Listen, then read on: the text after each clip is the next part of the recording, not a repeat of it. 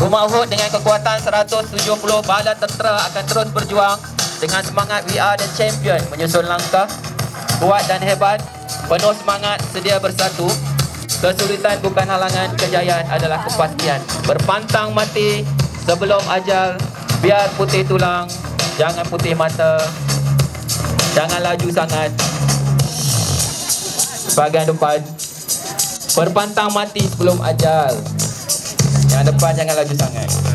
Merempat kilauan emas yang ada seumpama sang buaya memburu mangsanya. Pada ibu bapa, tetamu yang ada di depan, mohon kerjasama untuk sentiasa berada di tempat, insyaAllah. Diketuai adik Ahmad Farhan Ibrahim, dibantu oleh adik Nur Hazwani, diiringi 13 guru-guru pendekar semua. Ketua Kontingen Uhud, Cikgu Juraina, dibantu oleh Cikgu Nur Adilah. Nah, tak mudah menyerah kalah ya.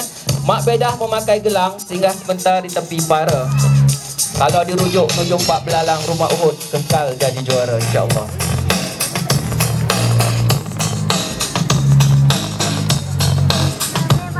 Sekali lagi mohon kerjasama ibu bapa yang berada di depan Astaka, mohon kerjasama ya.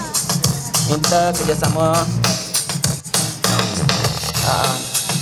Sebab para juri ya, juri sedang mengadili pertandingan ini. Kalau tak nampak bagi markah penuh semua.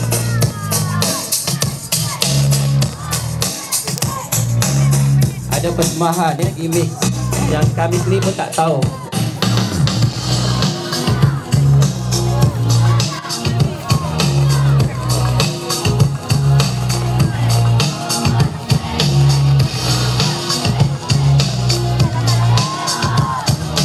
Itu dia, berjaya lah tu, mudah-mudahan.